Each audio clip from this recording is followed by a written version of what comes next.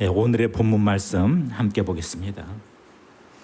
마가복음 11장 27절로 33절까지 제가 안경을 안 가지고 나와가지고 신약 성경이기 때문에 틀리지 않고 읽을 자신은 있는데 구약 성경은 제가 자신이 없습니다. 인명 지명 나오면은 가인지 근지 긍인지 잘 구분이 안 돼서 그렇지만은 우리 저 형제님들 가운데서 한 분께서 큰 목소리로 읽어주시면 감사하겠습니다.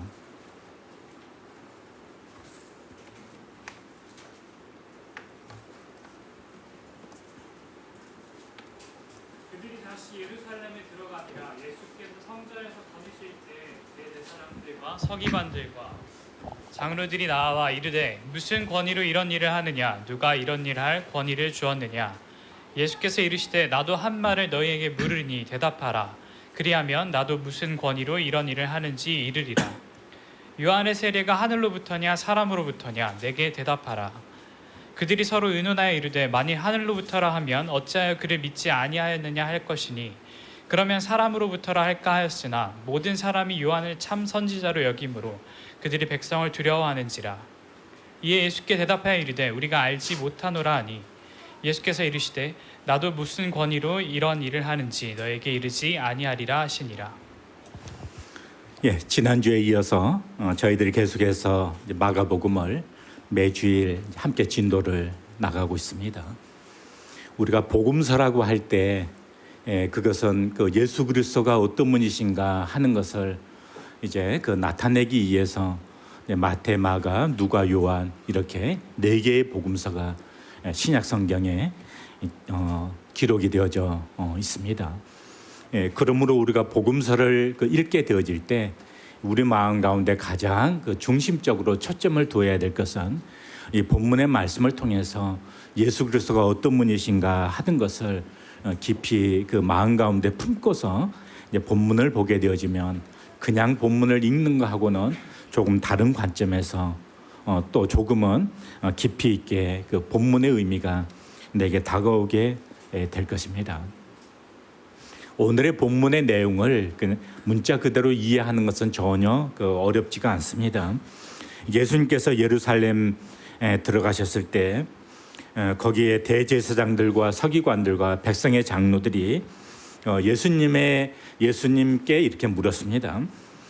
무슨 권위로 이런 일을 하며 또 누가 너에게 이런 권위를 주었느냐, 이런 일을 할 수 있는 권위를 주었느냐 라고 하는 질문을 했습니다.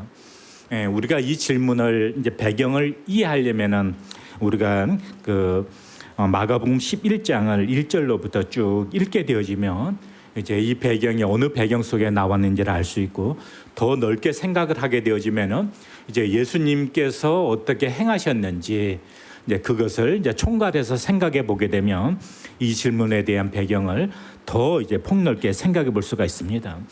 그리고 이제 이 질문에 대한 배경을 조금 더 좁혀 보게 되면 마가복음 11장 이제 15절 이하로서 우리가 이 본문의 이 질문에 대한 배경을 이제 살펴볼 수가 있는데 그 예수님께서 성전에 들어가셨을 때 그 성전에서 이제 매매하는 사람들, 또 환전하는 사람들, 또 비둘기 파는 사람들, 이런 사람들이 있어서 마치 하나님 앞에 하나님께 기도하고 또 하나님의 말씀이 전해지고 또 백성들이 거기에서 함께 교제 나누고 이래야 될 그 성전의 분위기가 마치 그 장사꾼들 그 시장통처럼 그렇게 되어지는 것에 대해서 예수님께서 합당하게 생각하지 않으시고 이제 그 상을 엎으시고 또 의자를 엎으시고 또 그와 같은 행위를 하지 못하도록 막으셨습니다.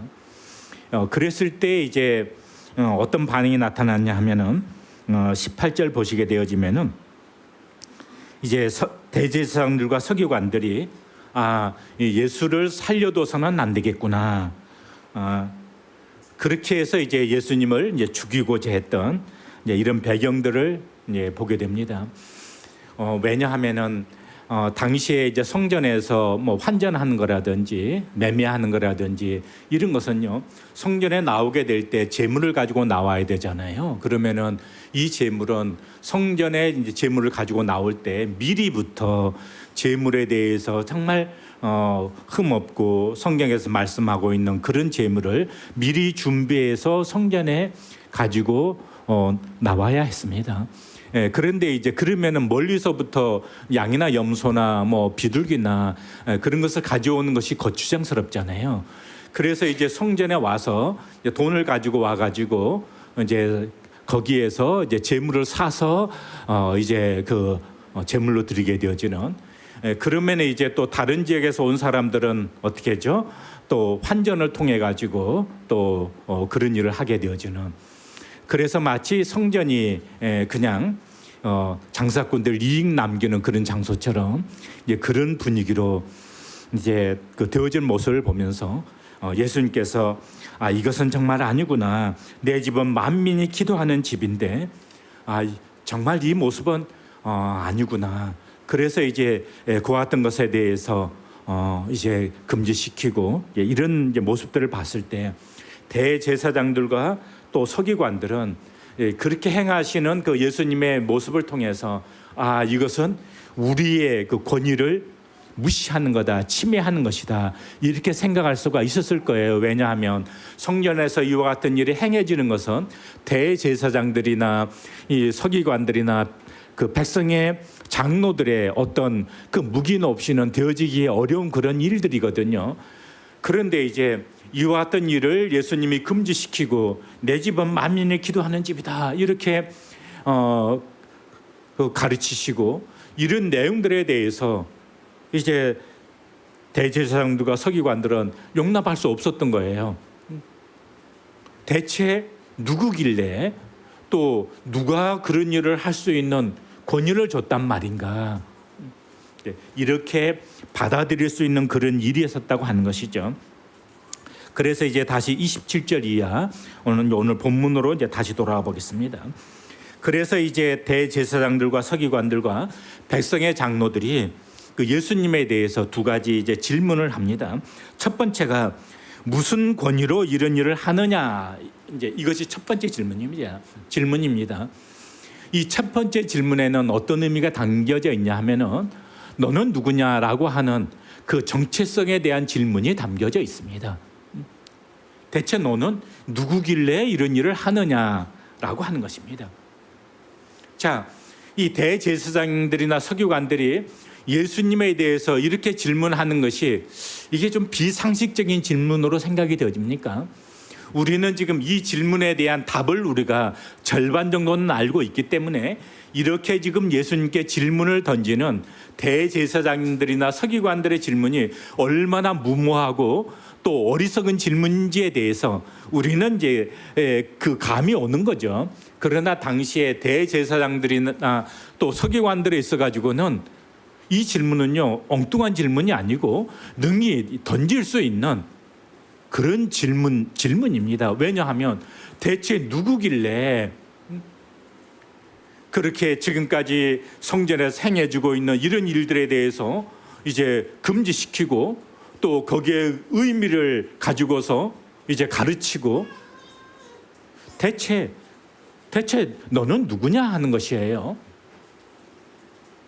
그런데 우리는 이제 이 질문이 참 어리석게 들려지잖아요. 왜냐하면 예수님이 누군지를 우리는 알고 있기 때문에 그렇습니다. 그러면 대제사장들이나 서기관들이 이 질문을 예수님께 던졌던 그 이유를, 그리고 왜 이런 질문을 해야만 했는지에 대한 이유를 우리는 캐치가 되어지잖아요. 이것은 권위에 대한 문제였습니다. 네가 누구이기에, 여기는 이제 그런 의미가 포함이 되어져 있는 거죠. 내가 대체 누구이기에 우리의 권위를 침해하느냐 하는 그 마음이 담겨져 있다고 하는 거예요. 그러면 대제사장들이나 서기관들이 이렇게 예수님 앞에 질문했던 그 해답은 우리는 알고 있잖아요. 뭐죠? 지금 대제사장들이나 서기관들은 예수님이 누군지를 모르고 있었다고 하는 것이에요.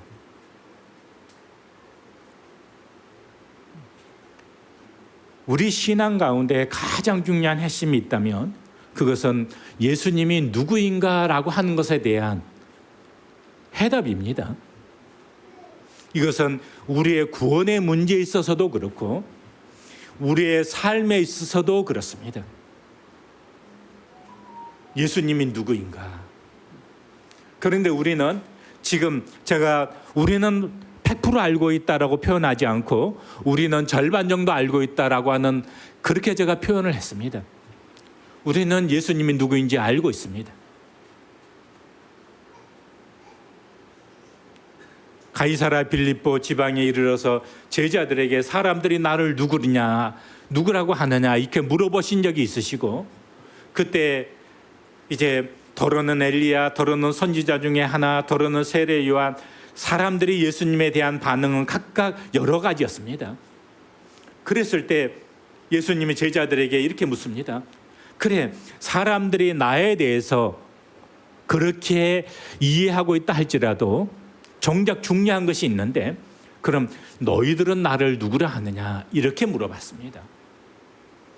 그때 베드로가 주는 그리스도시요 살아계신 하나님의 아들이십니다 라고 대답을 했습니다. 우리는 예수 그리스도가 그리스도이시고 우리를 구원하기 위해서 이 땅에 오신 하나님의 아들이신 것에 대한 이해를 가지고 있습니다. 그리고 그분은 삼위로 계시는 하나님 가운데 성자의 위치를 가지신 바로 하나님이신 것도 알고 있습니다. 그 외에 우리는 그리스도에 대해서 이것저것 많은 것을 알고 있습니다. 그래서 우리는 그리스도에 대해서 알고 있다라고 생각을 합니다. 저도 그거 인정합니다. 그런데 우리가 진짜 그리스도에 대해서 알고 있는 것일까요? 예, 그렇다면은 그리스도의 은혜와 그를 아는 지식에서 자라가라 라고 하는 말이 오늘날 우리에게는 필요가 없을지도 모르겠어요. 그래서 우리는 지적으로 그리스도를 안 것하고 정말 우리의 심중에 우리의 영의 중심으로 정말 그리스도를 알고자 하고 추구하고자 하고 있는가 하는 질문을 던져보고 싶은 거예요. 자, 아무튼 그 대제사장들이나 서기관들이 첫 번째로 무슨 권위로 내가 일을 하느냐, 여기에 대한 해답은 그들이 그리스도가 누군지를 몰랐기 때문이다 라고 제가 지금 답변을 드리는 것이에요. 두 번째 질문은 이런 것입니다. 누가 너에게 그런 일을 할 수 있는 권위를 주었는가 하는 것이에요. 이것도 비상식적으로 들리십니까? 전혀 그렇지 않습니다. 당시에 제사장들이 할 수 있는 일도 아무나 하는 것이 아니에요. 왜냐하면 제사장의 가문에서 제사장이 되는 거잖아요. 아무나 제사장 되고 싶다고 해서 제사장 되는 것이 아니었었잖아요. 또 그냥 서기관이 되는 것, 또 백성의 장로들 혹은 사내들의 공회의원이 되는 것, 이런 것이 아무나 그렇게 되는 것이 아니에요. 그래서 그 권위를 가지고 일할 수 있는 사람은 그냥 누구나 그렇게 그 자리에서 그렇게 할 수 있는 것이 아니고 그 자격이 되는 사람이 그 권위를 가지고 그 일을 할 수가 있었습니다. 그런데 지금 예수님은요, 그들의 관점에서 보게 되어질 때 전혀 그런 권위로 그 일을 할 수 있는 어떤 자격이 부여된 사람이 아니에요. 우리는 예수님 그럴 때 성경에 나사렛 예수란 말 혹시 들어보신 적 있습니까? 나사렛이라고 하는 지역은요, 저 갈릴리 지방 자체가 변방이고 갈릴리 지역 가운데서도 저 서남 쪽에 좀 치우쳐 있는 아주 작은 도시입니다. 가나보다도 아래쪽이 있고 사마리아와 갈릴리 그 경계선상에 있는 작은 도시예요. 그래서 역사적으로 따지게 되어지면 그 사마리아는 그 아수르에 의해서 북왕국 이스라엘을 멸망을 하고 또 그 이스라엘 백성들을 포로로 끌어가고 이방 민족을 그쪽에 이주시켜서 그 혼혈 정책을 아수르가 사용을 했잖아요. 그래서 이제 사마리아인이 이제 그 탄생하게 되어지는데, 그래서 유대인들은요 사마리아 사람들을 아주 경멸했습니다. 상종하지도 않으려고 했었어요. 그런데 갈릴리 지역은요 바로 그 사마리아 지역보다 조금 더 북쪽에 치우쳐져 있어서 그 유대 본토 지역 입장으로 보게 되어지면요 거기는 아주 변방 총구석과 같은 그런 지역입니다. 그래서 그 갈릴리 지역 출신이다 그러면은 정말 좀 촌뜨기, 좀 학문도 없고 뭐 별 볼 일 없는 그런 사람들, 이제 이런 그런 이미지입니다. 제가 몇 구절을 한번 찾아보도록 하겠습니다. 요한복음 1장입니다.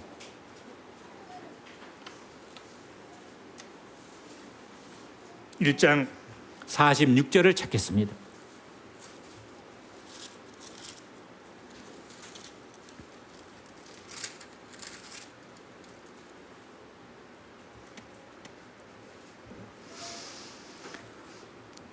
여러분들이 나중에 혹 보실 기회가 된다면 그 앞 구절부터 43절부터 보시면 좋습니다. 46절, 나다나엘이 이르되 나사렛에서 무슨 선한 것이 날 수 있느냐. 자, 이제 빌립이 예수님을 만난 다음에 이제 그 나다나엘에게 가서 이제 이야기를 했습니다. 45절 보시게 되면 성경에서 말씀하고 있는 그분을 우리가 만났다, 이렇게 이제 그런 취지로 이야기를 한 거예요. 근데 그분이 누구냐? 요셉의 아들 나사렛 예수다, 이렇게 이야기를 했을 때 나다나엘의 말이, 아니 나사렛에서 무슨 선한 것이 나겠느냐. 이것이 당시의 유대인들의 일반적인 생각이라고 하는 거예요. 그런데 오늘 뭐 주제가 나다나엘 아니니까, 나다나엘이 이제 다른 복음서에 보게 되면은 바돌로메에 해당되는 인물입니다. 혹시 제가 착각했다면은 이따 끝나고 조용히 저한테 얘기해 주세요. 공적으로 제가 틀리면은 좀 그렇잖아요. 아무튼 이 나다나엘은 그런 이미지를 가지고 있었다는 거예요. 이제 보편적인 유대인들이 가지고 있는 그 인식을. 그런데 이제 나중에 그럼에도 불구하고 나다나엘은 이제 예수 그리스도를 이제 받아들이게 되어지죠. 뭐 이게 초점은 아닙니다. 다른 구절 한 구절 찾겠습니다. 다른 복음서에서 찾을 수도 있는데 뭐 다 찾지는 않고 요한복음에서만 한두 구절 제가 더 찾겠습니다. 7장 41절 찾겠습니다.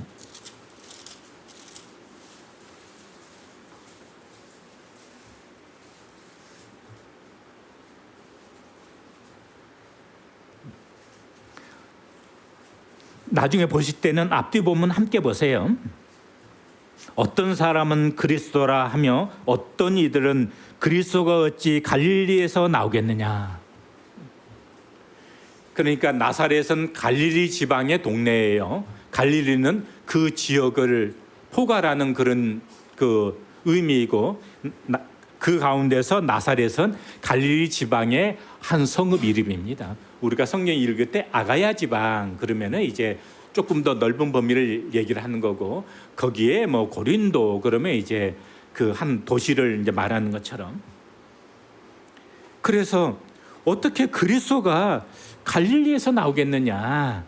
물론 그 아래 부분 보게 되면 이제 구원자는 이제 베들레헴에서 나온다 하는 것과 대비될 수 있겠지만, 이 갈릴리 지방에 대한 비하하는 의미가 그렇게 포함이 되어져 있다는 거예요. 어떻게 알 수 있느냐? 7장 52절을 한번 보겠습니다. 그들이 대답하여 이르되 너도 갈릴리에서 왔느냐? 찾아보라. 갈릴리에서는 선지자가 나지 못하느니라 하였더라. 그러니까 이 갈릴리 지역은 거기는 선지자가 나올 만한 그런 지역이 못 돼. 이제 이만큼 이 갈릴리 출신이다. 그러면은 이제 이렇게 별 볼 일 없는 그런 사람, 이제 이렇게 되어지는 거죠. 다시 마가복음 11장으로 돌아오겠습니다. 자, 대제사장들과 서기관들과 장로들이 누가 내게 이 일할 권위를 주었느냐 이렇게 이야기를 했는데, 아니죠. 갈릴리 지역의 갈릴리 지역 출신의 그들의 그 어떤 것으로 인식으로 생각한다면 그 별 볼 없는 지역의 출신, 거기에다가 가말리엘 문화든지 뭐 힐렐 문화든지 이런 어떤 정통 내세울 만한 그런 문화생도 아니고 어떤 학벌을 갖춘 것도 아니고, 지금 기준으로 하면은 저 촌뜨기 별 볼 없는 지역의 출신이고 어떤 신학 과정을 거친 것도 아니고 누군가로부터 안수받은 것도 없고 그런 이미지. 그런데 누가 너에게 이 일할 권위를 줬느냐? 이제 이것입니다. 그러면 우리가 여기서 이제 생각해 볼 수 있는 교훈이 있습니다. 그 교훈은 무엇입니까? 예수님이 지금 이 일을 행하고 있는 이 권위는 누구로부터 나오는 권위이죠? 하나님으로부터, 아버지로부터 주어진 권위입니다. 아버지께서 예수 그리스도를 세상에 보내셨고, 그리고 사실은요, 예수 그리스도는 성전의 주인이시기도 해요. 왜냐하면 성전은 그 주인은 하나님이시고 하나님의 임재가 거기에 거하는 것이잖아요. 성전에서 하나님의 임재 빠지면은요, 성전은 그냥 한낱 건물에 불과한 것이에요. 그러나 성전이 성전인 것은 하나님의 임재가 거기에 머무르기 때문에 성전이 성전인 거예요. 그렇기 때문에 성전의 주인은 하나님이시고, 그런 의미에서 성전의 주인은 예수 그리스도이기도 합니다. 그리고 이 예수님의 권위는 하나님으로부터 온 것이에요. 그런데 지금 이 대제사장들과 서기관들은요, 지금 그 생각 가운데 있는 것이 아니에요. 그럼 뭐죠? 우리는 마땅히 세상으로부터 이 일을 할 수 있는 권위를 가진 자들인데, 저 나사렛 그 벨브론 출신의 그 예수, 그리고 어떤 그런 권위를 이임받은 그런 과정도 없는 그런 자가 아니 성전에 와서 주인 행세를 하고 권위를 행사한단 말이야? 그리고 그렇게 가르친단 말이야?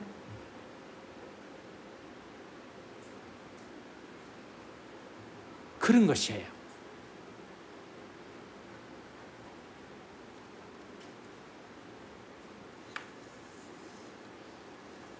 그러면 여기에서 권위에 대해서 마치 예수님이 그냥 인간에게 세운 권위를 무시한 것처럼 문맥상으로 보면은 그런 생각을 혹 가져보실지도 모르겠어요. 그러나 본질적으로 성경은요, 우리가 살고 있는 이 세상 가운데서도 세우신 질서에 권위에 순복하라고 가르치고 있습니다. 정치 지도자들에게 대해서도 권위에 순복할 것을 가르치고 있어요. 교회 안에서 장로들에 대해서 순복할 것에 대해서 가르치고 있습니다. 그러니까 기본적으로 그리스도인들은 권위에 대해서 순복하는 자세를 갖는 것이 그리스도인의 자세인 거예요. 그런데 예수님이 지금 그것을 깨뜨리려고 하는 것은 아니지 않습니까? 세상의 모든 권위는 바로 하나님께로부터 온 것이고, 예수 그리스도께서 이 땅에 오신 것도 아버지께서 보내셔서 아버지께서 그리스도 예수 안에서 행하시는 일들입니다. 지금 그 권위로 예수님은 지금 세상에서 일하시는 거예요.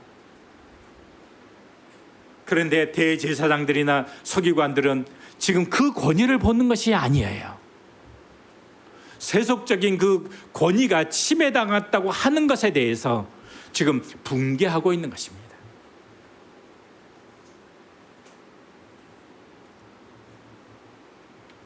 자, 다시 한번 이 대제사장이나 서기관들이 했던 이 질문을 오늘날의 우리의 삶으로 한번 가져와 보겠습니다. 사도행전 4장 함께 찾겠습니다.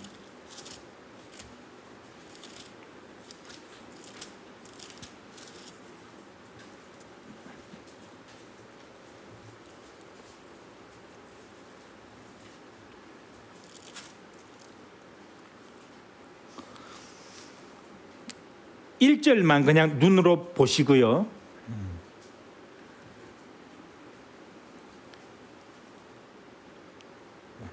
성전 맡은 자와 사두개인들과 이제 제자들에 대한 관계입니다. 자,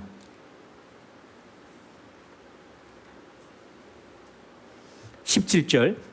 이것이 민간에 더 퍼지지 못하게 그들을 위협하여 이후에는 이 이름으로 아무에게도 말하지 말게 하자 하고 그들을 불러 경고하여 도무지 예수의 이름으로 말하지도 말고 가르치지도 말라 하니 베드로와 요한이 대답하여 이르되 하나님 앞에서 너희의 말을 듣는 것이 하나님 말씀을 듣는 것보다 옳은가 판단하라. 자, 1절을 저희들이 봤습니다. 제사장들, 또 성령 관리하는 사람들, 또 사두개인들, 그들이요, 제자들이 예수님에 대해서 증거하게 될 때 그들을 불러다가 절대 그 말 하지 마, 위협하면서 예수님 전하면 안 돼. 그런데요, 제자들 대다수는 어디 출신이죠? 제자들, 12제자들 대다수 어디 출신일까요? 갈릴리 출신이에요.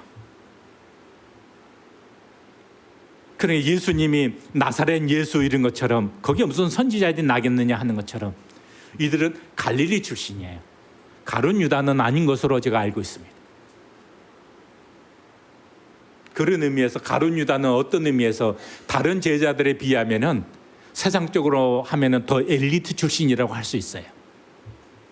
가룟 유다가 배반했죠. 저는 예수님이 제자들을 저 갈릴리 배경을 하고 있는 그 지역에서 제자들을 선택하신 의미가 있다고 저는 그렇게 분별하고 있습니다. 정말 세상적으로 하면은 학문도 없고, 여기 사도행전 4장 13절 한번 보세요. 그 제자들에 대해서 어떻게 인식하고 있었는지.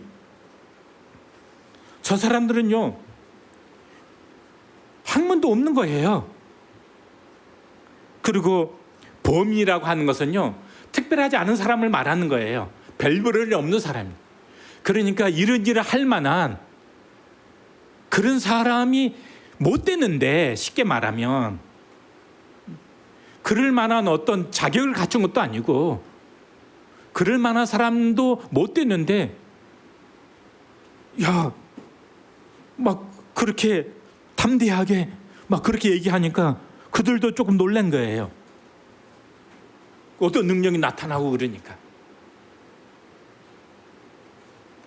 그래서 당시에 제사장들, 서기관들이 이해하고 있었던 제자들도 갈릴리 출신, 저 학문도 없는 별 볼 일 없는 사람들이, 아니 그 사람들이 지금 이런 일을 하고 있단 말이야. 근데 부정할 수 없는 그런 능력이 나타나고 있잖아요. 그러니까 그들도 좀 놀란 거예요. 그래서 불러다가 권위를 가지고 예수에 대해서 예수의 이름으로 말하지 마라. 다시는 위협하면서 관두지 않을 거야. 그랬을 때 제자들이 취했던 태도가 뭐죠? 하나님 앞에서 너희의 말을 듣는 것이 하나님 말씀 듣는 것보다 옳은가 판단하라.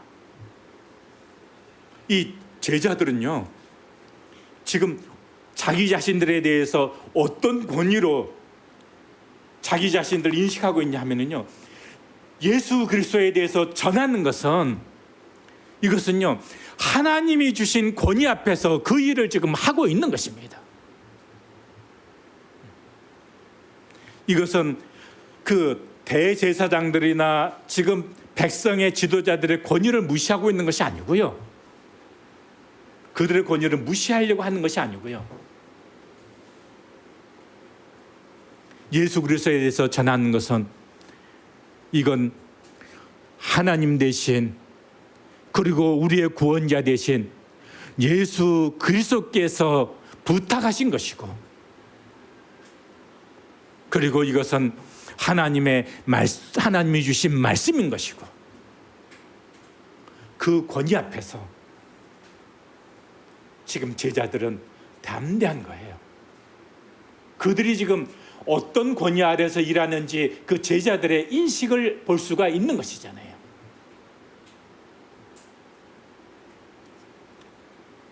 이런 질문을 받는 경우가 있습니다. 선교지에서도 그런 질문을 받습니다. 선교사님은 어느 신학했습니까? 어느 교단에서 안수받았습니까? 정규신학 과정 거친 적이 없는데요. 저는 뭐 어떤 특별한 교단에서 안수받은 적이 없는데요. 아니, 그런데 어떻게 선교사로 나올 수 있어요? 이런 질문입니다. 여러분들 그런 질문 받아본 적 없습니까? 묵동교회는 어떤 교회입니까? 묵동교회 목사님은 어떤 분이십니까? 그러면 혹시 답변이 궁하십니까? 쭈삣쭈삣대고 위축됩니까? 그런가요? 그런데 여기에서요, 정말 궁금해서 순수한 마음으로 물어보시는 경우, 절대 죄가 아니잖아요. 그럴 때요, 절대 쭈삣거리지 말고 아시는 만큼 정직하게 주님 앞에서 그렇게 답변하시면 됩니다. 그러니까 모르면 모른다고 얘기하면 됩니다. 그런데 그 공격하고자 질문을 받는 경우가 있어요. 저도 많은 사람들과 대화하다 보니까 뭐 자주는 아니지만 그런 경우가 있습니다. 논쟁적으로 이제 공격하려고, 트집 잡으려고 질문 받는 경우가 있어요. 묵동교회는 어느 교단입니까? 우리는 뭐 교단명을 사용하고 있지 않습니다. 그 이단 아니에요? 그러면 이제 순수하게 그렇게 질문하신 분들이 있어요. 저는 그런 질문 좋아합니다. 왜냐하면 이제 함께 교제 나눌 수 있는 좋은 기회가 되기 때문에. 그런데 어떤 경우에 이분이 배울 만큼 배운 분이에요. 알 만큼 안 분이에요. 그런데 이제 막 논쟁적으로, 막 공격적으로 그렇게 하는 분이 있습니다. 그러면 제가 어떻게 대응할 것 같습니까? 오늘 본문에 나와 있는 예수님의 방법으로 대응합니다. 예수님이 어떤 방법으로 대응했죠? 여기 지금 대제사장들과 서기관들이 순수하게 그렇게 질문했던 것일까요? 그게 아니에요. 지금 예수님을 꼬투리 잡아가지고 어떻게 지금 죽일까? 지금 그런 동기 가운데 지금 이 질문을 하고 있는 거예요. 그러니까 예수님이 순수하게 답변하신 것이 아니시고, 그럼 나도 하나 물어보겠는데, 세례 요한이 하늘로부터 왔느냐 아니냐 이거 물어보는 거예요. 그럼 하늘로부터 온 것이 아니다 그러면 군중들을 통해서 이제 어떤 어려움을 당할 것 같으니까 그들이 알잖아요. 땅으로부터다 그러면 이제 또 자기들이 또 올무에 걸리잖아요. 왜? 세례 요한이 예수님을 증거를 했기 때문에. 그러니까 이렇게 답변해도 곤란하고 저렇게 답변해도 곤란하니까 그 대제사장들과 서기관들이 어떻게 했죠? 우리가 잘 모르겠다. 이 정직한 태도가 아니에요. 그러니까 예수님이 어떻게 반응하십니까? 마가복음 11장으로 다시 이렇게 돌아가 보세요. 33절에 이에 예수께서 대답하여 이르되 우리가 알지 못하노라 하니 예수께서 이르시되 나도 무슨 권위로 이런 일을 하는지 너희에게 이르지 아니하리라.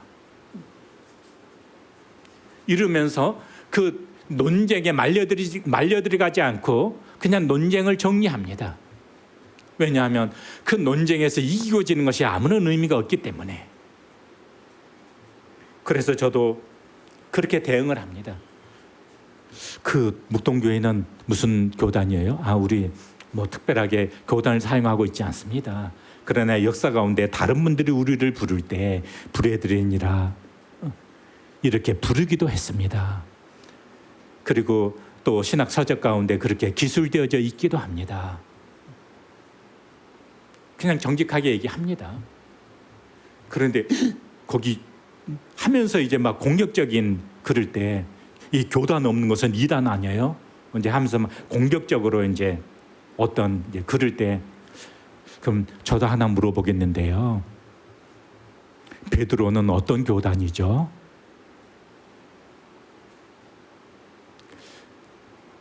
그러면 신약 성경을 제일 많이 기록한 사도 바울은 어느 교단이고 어느 교단에 나가라고 가르치고 있죠? 그거 저한테 알려주시면 저는 지금 이 순간부터 제가 그 교단으로 옮기겠습니다. 제가 약속합니다. 그분이 저한테 답변할 수 있을까요? 없을까요? 근데 대봐도 답변 못하는데 답변을 들어본 적도 있어요. 어떻게 제가 들었을까요? 장로교단 아니에요? 그 답변 제가 들어본 적 있습니다. 진짜예요. 그래서 그거 어디 나와 있는데요? 성경에 장로는 나와 있어도 장로 교단은 제가 못 봤는데요.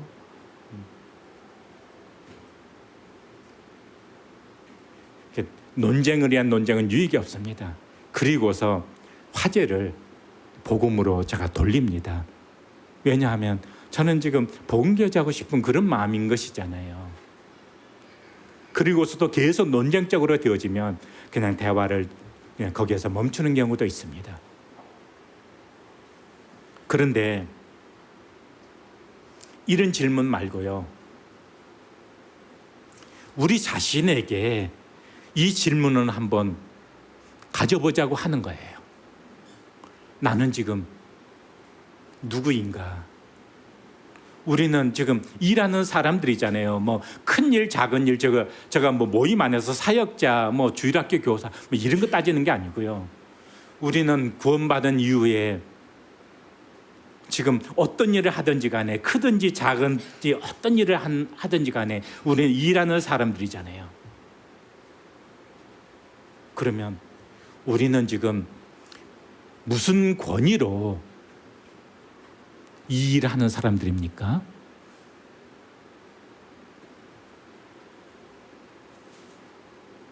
우리는요, 하나님이 주신 권위로 그 일을 하는 사람들입니다. 우리는 사람 앞에서 사람의 종이 되는 것이 아니에요. 하나님이 나에게 주신 것으로 사람 앞에서 스스로 종의 위치를 취해서 섬기는 자이지. 예수 그리스도가 그런 거잖아요. 하나님의 보내심을 따라서 스스로 종의 위치를 취해서 이 땅에 오셔서 자기 자신을 죽기까지 섬겨주신 것이잖아요. 이 땅에 와서 왕으로서 예수님이 군림하는 삶 산 게 아니잖아요. 하나님의 권위로서 종의 자리를 취해서 그 일을 하신 거예요. 우리가 어떤 일을 하게 될 때 나는 지금 하나님의 권위로서 그 일을 하는 것입니다. 두 번째로, 누가 내게 이 일을 할 권위를 주었느냐? 누가 우리에게 그 일을 할 수 있는 권위를 주신 거죠?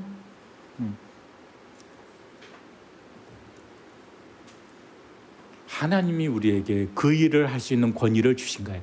나중에 보세요. 12사도뿐만이 아니라 사도 바울이 어떤 권위로 일했는지. 그는 12제자는 갈릴리, 대부분 갈릴리 출신이지만 사도 바울은 정말 정통 유대인 출신이고 배운 사람이고 엘리트고 그렇습니다. 로마 시민권도 가졌습니다.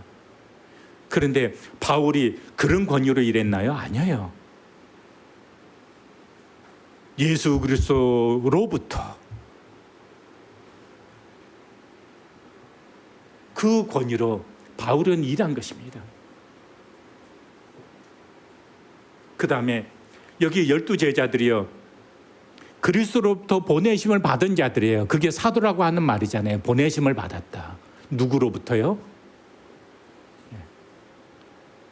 그리스도로부터. 더 넓게 말하자면 하나님으로부터 보내심을 받은 거예요. 두 번째로 사도행전 4장 아까 읽었지만은 앞에 2장 보게 되면요. 성령이 너에게 임하면 너희가 권능을 받고 예루살렘과 온 유다와 사마리아와 땅끝까지 이르러 내 증인이 되리라. 그들이 지금 그 일을 할 수 있는 능력은요. 성령의 능력으로.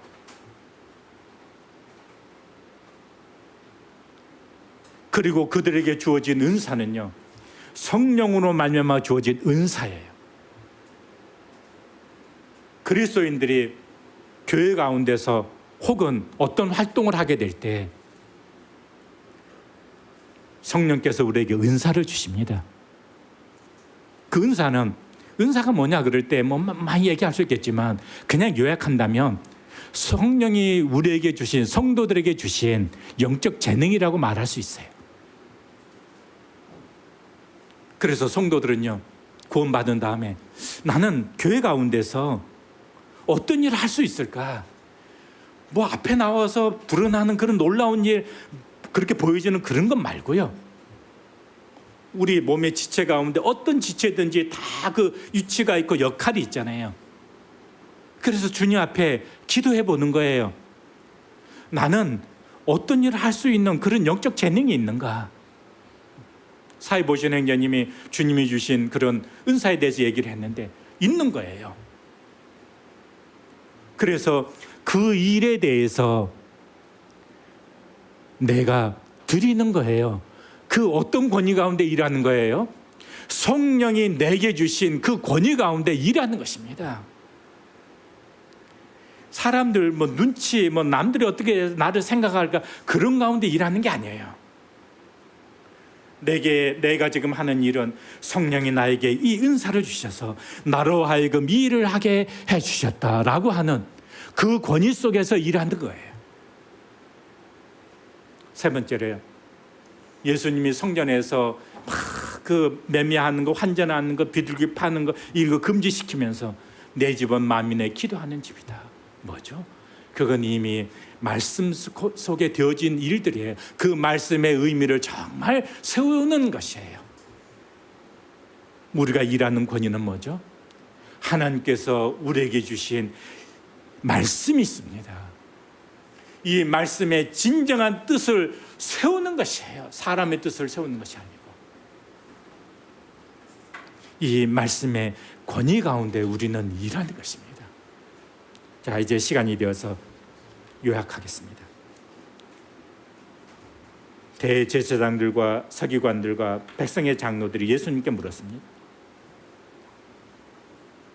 무슨 권위로 내가 이 일을 하느냐? 누가 내게 이 권위를 주었느냐? 자, 이 질문을 우리에게 적용시켰습니다. 우리는 무슨 권위로 일하는가? 우리에게 주신 이 권위는 누구로부터 온 권위인가? 우리는 이 권위로 일하는 사람들입니다. 네, 마치겠습니다.